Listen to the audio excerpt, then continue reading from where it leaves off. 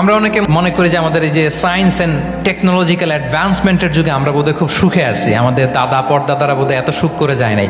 ওনারা যে সুখ করে গেছে তা আমরা চোখেও দেখি নাই। আচ্ছা বলেন তো, আজ থেকে 30 বছর পেছনে ব্যাক টু দ্য হিস্ট্রিতে যদি আমরা যাই, 70-এর দশকে 80-র দশকে বাংলাদেশের কোনো একটা গ্রামের কথা, একটা পল্লীর কথা আপনি একটু চিন্তা করেন তো। রাত 8টার দিকে 9টার দিকে আপনি ওই গ্রামের কাউকে খুঁজে পাবেন?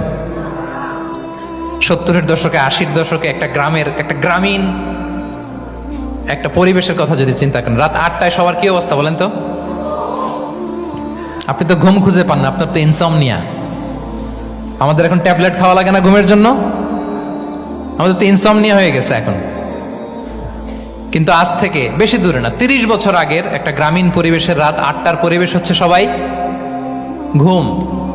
আমরা তারও 2 বা 3 ঘন্টা পরে ডিনার করব, কিন্তু ওনাদের মাগরিবের আগে বা পরে ডিনার করে ফেলছে। এশার নামাজ পড়েই কি 1-2 না, পুরো গ্রাম জামাতে ঘুম। পুরো গ্রাম জামাতের সাথে ঘুম। তো যে লোকটা 8টার দিকে ঘুমালো, উঠবে কখন বলেন? রাত 3টার পর ওর ঘুম আসবে? আর হ্যাঁ, ঘুমেরও তো একটা লজ্জা শরমের ব্যাপার আছে। আর কত থাকবে এখানে, কি বলেন? আপনি তো ঘুমাতে যান রাত 2টায়। আর আজ থেকে 30 বছর আগে আমার বাংলাদেশের একটা গ্রামীণ পরিবেশে রাত 8টার দিকে সবাই ঘুম। আমরা এখন যেই টাইমটাতে ঘুমোতে যাই, ওই সময় ওনাদের অর্ধেক ঘুম শেষ। ফজরের নামাজ পড়ে আমাদের বাপ চাচারা কি করতো? হ্যাঁ, একটু ব্যাক টু দ্য হিস্ট্রিতে তাকান না। ফজরের নামাজ পড়ে এক বল পান্তা ভাত খাইতো। আমরা তো এখন এতটুক খাইলে আমাদের এটা বার্ন করার জন্য দৌড়াইতে হয় 5 কিলো, জিমনেশিয়ামে যাইতে হয়, কত আয়োজন, কত ওয়ার্কআউট করা লাগে। এক বল কাঁচামরিচ দিয়ে, পোড়ামরিচ দিয়ে ভাত খেয়ে চলে যাইতো ফসল খেতে। দুপুরে আবার এক বল, খাইতে বসলেই এক বল। আমরা সারা মাসে খেতে পারি না এক বল। আচ্ছা, কি খেত? খাওয়ার আইটেমটা দেখেন তো। কোনো ফরমালিন আছে? কথা বলেন।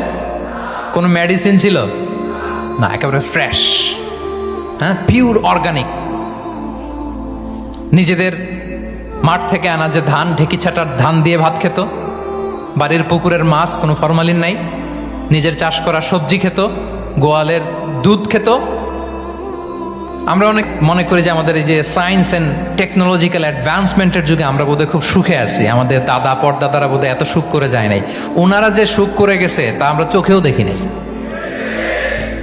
আমার দাদা পরদাদারা যে সুখে লাইফ লিড করেছে তার অর্ধেকও আমরা করতে পারি না। তারাই আসলে শান্তির, সুখের, আনন্দের সময়টা তারা কাটিয়েছে।